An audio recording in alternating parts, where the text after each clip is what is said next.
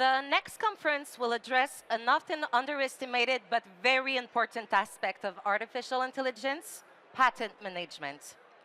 As AI continues to transform industries, it's essential not to leave patents solely in the hands of the legal department.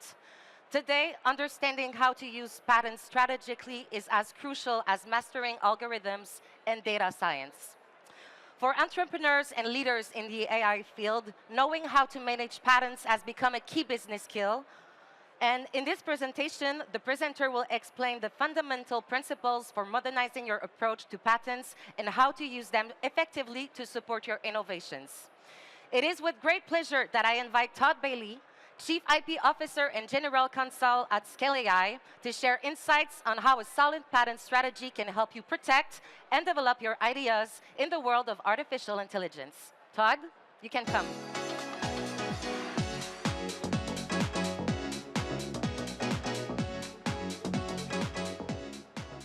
Thank you very much.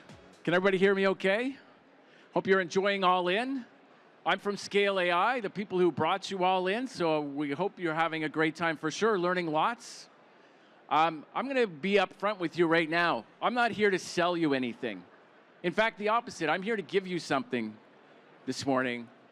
I want to share some secrets with you that I've learned in the last couple of decades working on the business side of intellectual property. All right? So when I mention patents, I'm not clairvoyant, but I know what most of you are thinking about, right? When we think about patents, we think about this place. We think about judges, lawyers, legal fees, right? That's what we think about when we think about patents. But I'm going to share with you that that's actually a very old-fashioned way of thinking about patents. We're here talking about the latest technologies in AI. The latest and greatest things that are going on. It's really important that we also have a very up-to-date and modern view of patents as well. Okay, we don't want to be stuck like this guy in the past. Okay, with our grandfather's view of what patents are all about. Today, patents can help businesses like yours grow. It's maybe not what you thought when you sat down in that chair, but it's true. But I don't want you to take my word for it. Okay? The top accelerators in the world are telling their startups to file patents, but not to start lawsuits, not to go talk to judges, for a different reason. Okay, and that reason is about growing those businesses. There's three primary ways that patents help grow businesses. And by the way, I'll give you a code at the end that you can download the information, so you don't need to take a lot of notes. Okay, there's three different ways. There's increasing the value of the business, the valuation of the business. There's attracting interest, things that businesses care about, right? And opening doors for scaling. Patents can do this if you do it right. And a lot of people don't know this. So let's dive into these use cases for a second. Valuation. Valuation is about what a business owns, right? But especially if you're talking about early stage startups, what do they own? Not a lot, right? There's an idea that's maybe embodied in a product, a few computers, hopefully some customers, but not much else. A patent for that idea that's aligned with that business can act like a multiplier on the value of that business. Okay, I like to think about it like a stock option, all right? It itself doesn't necessarily have the value, but it can act as a multiplier on what it brings to the business. Very, very important. We all care about valuation, right?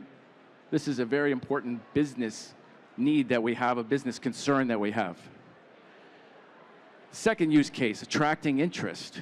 That's what we're here for. That's why this stage is here, so that we can attract interest in our business. And patents can help with that. But again, don't take my word for it. One of the major players that's interested in patents is the companies that are acquiring startups and acquiring businesses as part of what they do. But think about that for a second. What you think about patents isn't entirely the whole issue. It's what other people think about patents, particularly the ones that you're trying to attract, maybe if you're trying to get bought, what they think about patents that has a bigger impact on your business than you may realize. So what is it? Why do these acquirers like patents? Well, purely for selfish reasons, big companies like patents for defensive reasons against their big competitors. They sort of create this armed standoff, this war chest that they may use or may need to keep their big competitors at bay. When they're acquiring a company, if they can also acquire patents, they like that, okay? They're also interested in having a technical moat around their technology, but also the technology of the companies they're acquiring. There's a lot of great companies out there, but if there's a company that has a sustainable competitive advantage, that's going to be interesting, more interesting, okay? So I'm not saying that patents drive acquisitions, but they certainly don't hurt to attract attention to, to the target companies.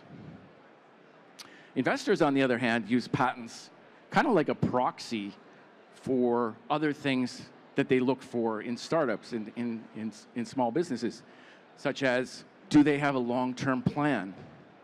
Are they competitive? Are they trying to really win, right? And what's the culture like there? Not a lot of investors are patent experts, but they use that as a proxy for trying to make those determinations. And by the way, it doesn't hurt that acquiring companies like patents because investors are interested in that potential payout down the road as well. Growth. Now, when you took your chair a few minutes ago, probably not many of you were thinking that patents attract interest in your company in a way that someone would want to collaborate with you, right? A lot of people think that the patent was there to stop people from doing things, to block people from doing things. And in fact, patents can have the opposite effect. If you have a strong patent, companies are going to want to come to you.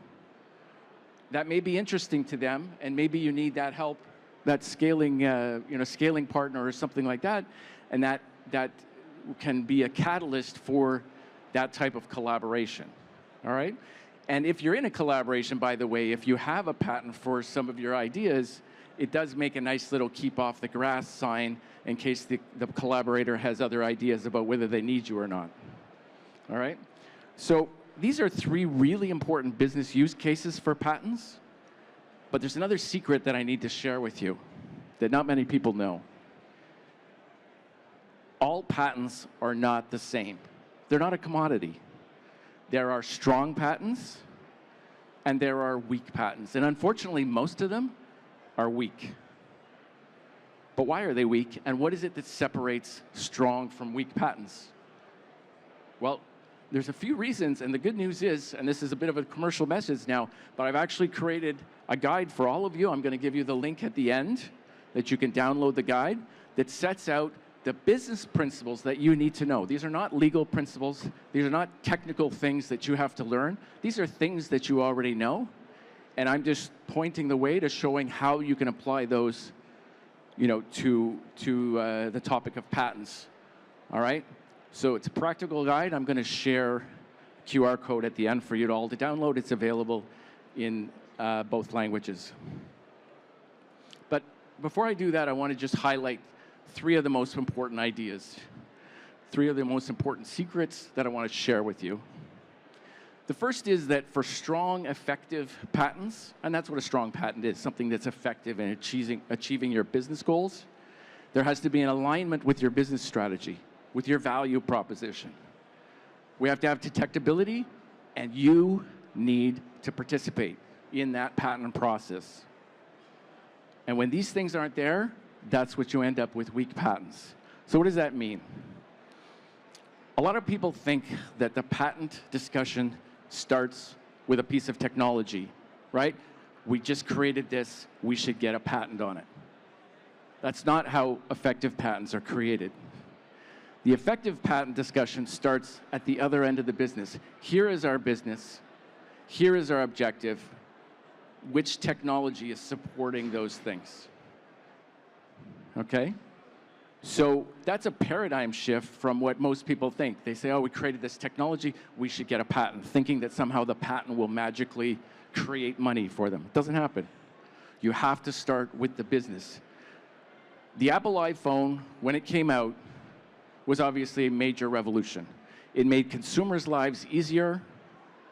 The convenience that was in their hand was incredible. And there's hundreds, probably thousands of patents that applied to the Apple iPhone. But the single most important patent, the single most valuable patent that Apple has related to the iPhone is the slide to unlock feature. Not crazy advanced technology, but it solved a problem for their customers, right? You have this incredibly useful device. You use it for all kinds of things. When you put it in your pocket, you butt dial your ex-girlfriend. Not good, right? When you put it in your purse, you're butt dialing someone else you don't want to butt dial. Okay, so it's a serious problem for this device.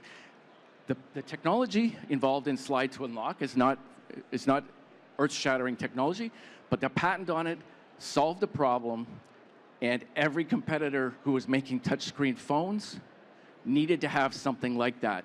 This was the single most valuable patent Apple ever had relating to the iPhone, okay? So now it's a little bit more been bypassed by facial recognition and so on, but extremely important to understand that the technological weight, I guess, of the idea is not the driver in what makes effective patents. It's alignment to your business and your business strategy and your valuation, or sorry, your value proposition. Detectability. The police are busy. They have a lot of other things to do. There's no one that's checking to see if someone's using your patent without your permission. That's your job. You have to police this yourself, so to speak. So if you patent something that you can't tell if other people are using, how useful is that patent? This is really important to understand in AI because a lot of us would think that the algorithms and the magic that's going on, inside the black box should be the things that we're focusing on for patents. But if you can't see that someone else is doing those things, those patents have very little value to you as being something that's going to help advance your business. All right? Very important. The third thing is participation. Now, one thing we probably all know and we all agree on is the patent process can take a little bit of time. It doesn't happen overnight, but the really important thing to understand is that the strength of your patent is not fixed on the day that you prepare and file that patent. The strength of your patent is determined by what happens at the end of that process. The very last day, the very last change to the words, okay? Because as you may know, when a patent is filed, there's a negotiation that goes on with the patent office. Some of the words in the patent claims will change, and each time they change, the effectiveness of that patent is affected. So, as I've been explaining, to have a business focus to your patent, you need to have business people involved in the patent process. Yes, we're going to have a patent lawyer or a patent agent. Yes, we're going to have an inventor or some sort of technical expert, but we need a business person to make sure that we're staying aligned to what that goal was, that business goal from the beginning. And this almost never happens. Again, a reason why so many patents miss their mark when it comes to, what their owners hoped that they would do. So my advice over and over again is don't delegate. Don't hand it off to your lawyer, to your patent agent, and say, call me when you're done, because you're going to get what you're going to get. And it's not because they don't know what they're doing. They need your guidance. They need to know what the business objective is. They need your help to navigate that. All right? So these are some really important secrets. You now know a lot more about patents than most of your colleagues do. Okay? And the important thing is you haven't learned anything legal here. You haven't learned anything complex here. You've learned that all of that knowledge in your head and all of that expertise you have about your business is applicable to this subject. You can apply it and end up with a better result if you exercise that muscle. All right? Really important. So, in summary, patents are business tools. They got to align with your strategy if you want them to be effective. They're not all the same. You are the difference between a strong patent, an effective patent that is, and an ineffective patent, okay? And as I promised, I'm sharing a QR code. If you want to scan that, I'll leave it up as long as I can. This is a guide of 20 principles, nothing legal, nothing complex, things you already know, but now you will know how to apply them to generating and creating effective patents for your business. Okay, so if you have questions, please feel free to reach out to me either through the website, through my LinkedIn, tackle me in the aisle, whatever it is, I'm happy to answer your questions, okay? Thank you very much for your attention.